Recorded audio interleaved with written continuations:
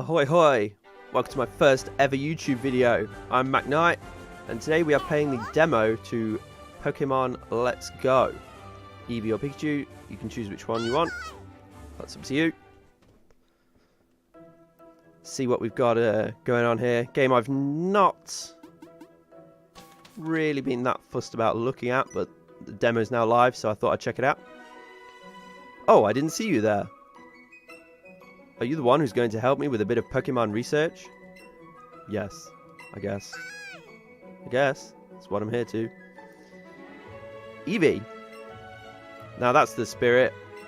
I can see your partner Eevee is full of energy too. Ahem. Now then. I want you to explore Viridian Forest freely. Catch Pokemon, battle Pokemon, just do everything you can. I'll be waiting for you further into the forest. Now have fun with Eevee. Let's see then. Visually, this game looks really, really good. I just haven't really gotten into it because of... I should say Pokemon Go didn't really capture me. And I've been a Pokemon fan since the beginning. I remember getting Pokemon Blue on the day of release. More on that in a minute. Let's just deal with this Rattata. Gals a wild Rattata. Hold your Joy-Con horizontally and point it straight at the screen. Okay. With your Joy-Con pointing at the screen, press A to ready a Pokeball. Okay. You can throw a Pokeball by waving your Joy-Con. Cool little graphic there. Don't forget your surroundings as you go waving the Joy-Con around the place. Reminiscent of the reports of people smashing their Wii remotes into TVs and whatnot. Okay, so let's see what we've got here. So I guess I just throw it. Kind of like the Pokemon Go.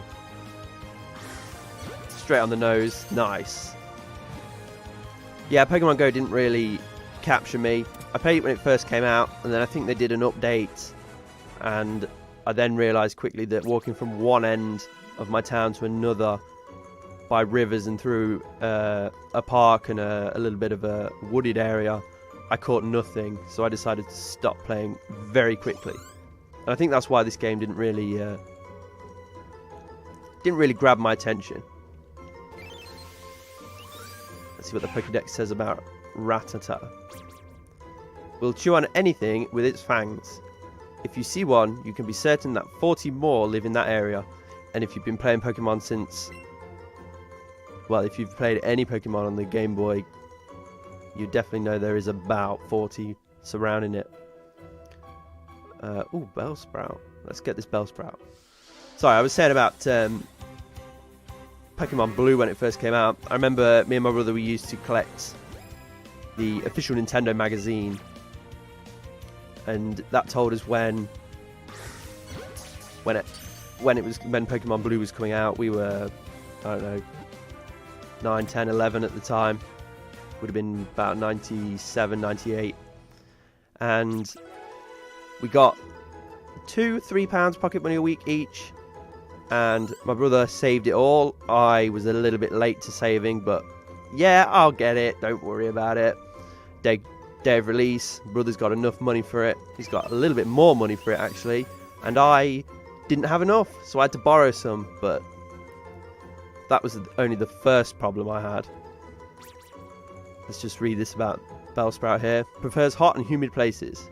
It ensnares tiny bugs with its vines and devours them. Actually, I've got some carnivorous plants that kind of like tubes with a little leaf hood that I was reading they drug the fly to paralyze it, and then it falls in the tube and it dies. I was thinking, that's quite brutal, Mother Nature. Any Bellsprout, Weeping Bell, Victory Bell, more so Victory Bell, kind of similar to that kind of shape, reminds me of those plants. But yeah, no, back to Pokemon Blue. My first problem was I didn't even have a Game Boy to play it on. I had to borrow my dad's Game Boy, and that kind of stayed attached to me for a good year and a half before I got a Game Boy Color. Hey, do you know if Bulbasaur appear in this forest? Pokemon Blue, they don't. I know that, but That was, what, 20 years ago now. That's Brittany sent out Nidoran. Some cool little graphics there. I do like I said, I do like the look of this game. Sizzly Slide. That sounds cool. We'll use that. That's a different move to one that I know Eevee has. Oh, so it's like Flame Charge or whatever the attack's called. The graphics are very, very good. I'm not going to deny that. I can't wait for the upcoming... Let's see what Quick Attack looks like. Look forward to the upcoming main series RPG. Surely it's going to kill itself on the burn? Yes, it is. Got lucky there, I think. Well, not really lucky. I was going to beat that all day long, but you know what I mean. Could you listen to what I have to say, please? You just asked about Bulbasaur. I can't answer that. I don't know enough about this game. So yeah, I do like Eevee there with the little cap on. Let's see who's in our party. Eevee, Charmander, Squirtle, Bulbasaur, Meowth, and Pikachu. I like Squirtle. Let's have a look. Take out of Pokeball. What's that? Squirtle will travel along. Yes! Is that what I think it is? Yes, it is! Very reminiscent of the Pokemon Yellow days. That's cool. Do you like Squirtle? Ooh. Yeah, I see you, Potion, behind that tree. I see you. What else have we got interesting to catch? Looks like a flaming Rattata, so we've definitely got a... Well, we were going to catch that until we were rudely interrupted by Bug Boy here. Oh, you have a partner Pokemon. Let me get a better look. Oh, you'll get a better look when it absolutely slays your bug. See what he's got for us here. Weedle or Caterpie? Oh, it's a Weedle. It's a Weedle. Yes, one hit. Before I knew it, I lost. Yes, that was quite a rapid defeat there. It's huge. Oh, I see. So that's relative to its... Oh, right on its nose. To its size, I guess. I think that's been introduced into recent mainstream RPGs for Pokemon series. I definitely know... What's that pumpkin one from... Is it X and Y? But it's different sizes, and I... Oh, it is larger. 1'4". Yeah, I caught different size of these pumpkins just so I had a whole collection of all the sizes, because I'm an avid collector on this game. More so than a battler. Although I have been putting together some more teams for battling. So I presume this one's going to be a small one. Let's just test this theory. Yes, it's tiny. So that was great. The other one was nice, but the circles were in different positions. That's one thing that I don't like about Pokemon Go, I guess, is... Yeah, it's cool catching the Pokemon like this. How can the circles be smaller and it be great, or larger and it only be nice? It'd be nice to have a little tutorial, especially in the... Oh, this is only 8 inches. He is small. It'd be nice to have a... You need to get these circles closer together or make them smaller, sort of thing. Especially in the demo. You know the trick for throwing a Pokeball well? No, not really. I mean, if you want to enlighten me, that'd be cool. Send out a Pidgey. If we go with Quick Attack, we should, in theory, have Stab, assuming Stab is in this.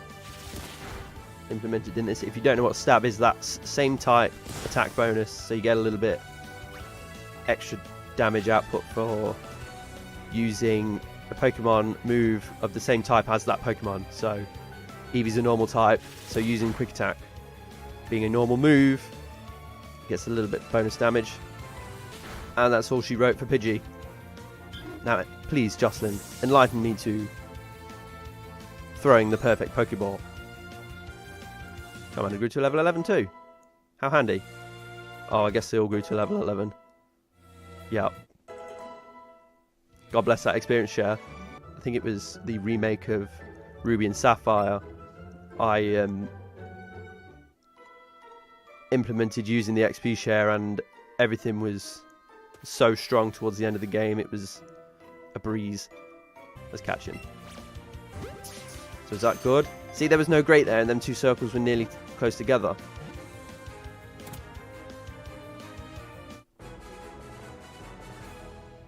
I do like the moving your Joy-Con in a throwing action to simulate throwing the Pokeball. That makes the game a little bit more immersive for me. And I also like this, the Pokemon are there, so you know, A, what Pokemon are there if you want to catch the Pokemon. You don't have to run around the grass for days trying to find one specific Pokemon. And two, you can actually walk through the grass without being harassed. And I imagine that's great in a cave, because we all know you take 3 steps and there is Golbat or Zubat. Let's catch this Nidoran, but I don't think we have this Nidoran. We'll make this our final act of the demo. So if I throw that there... Okay, so I'm guessing the circle's got to be smaller. Maybe if you know, maybe drop a comment down below. Enlighten me a little bit. Its large ears are always kept upright. If it senses danger, it will attack with a poisonous sting. We can move him, see what he looks like there. Can we... Nidoran seen from above. That reminds me of the episode of... Have we got a Jigglypuff around here? Episode of the anime with... You see a round... Ooh, a Pokeball. They see a silhouette of a round object, and you instantly think Voltorb or Electrode, but then the professor in the episode trolls you by saying it's a Jigglypuff seen from above. If you've ever seen that episode, let me know in the comments. Did you think it was a Voltorb or Electrode? Because I certainly did. My brother certainly did. And then afterwards we were like, "What? Oh, there's a Jigglypuff. We can recreate the Jigglypuff seen from above. Let's do that." So there, the circles were really small, but no grate, no... Oh, I guess that tells us that we didn't catch it. We don't need any visualization of grate. See? Nice. And that was like midway. There must be a sweet spot. If you know, please let me know down below in the comments. Alright, you caught a Jigglypuff. Uses its cute round eyes to enrapture its foes, then sings a pleasing melody that lulls the foe to sleep. We all know, if you've ever seen the original anime, going way back, we always knew what happened when Jigglypuff sang and it had his marker pen and you fell asleep. So there we go. There is Jigglypuff seen from above. Only in the anime, its ears were almost upright, so it just looked like a ball, and its little hands were tucked away. Jigglypuff seen from above. That was back in the day. That must have been like troll face animators when they did that. Are you done with all your research? I think we are done with the research. I think I've got a good grasp of what this game has to offer. I'm glad you made it here, and you did well too, Eevee. Well, what did you think of the world of Pokemon?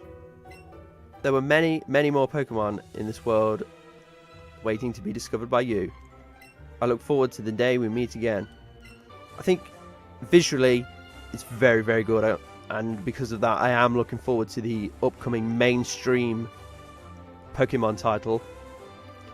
And the mechanic for catching the Pokeball, throwing the Pokeball to catch the Pokemon, does make it more immersive. I think if you've been playing Pokemon for as long as I have, you were always looking for something to make it that little bit more immersive. You're probably also looking for a console title, which this does very well at, just from this demo.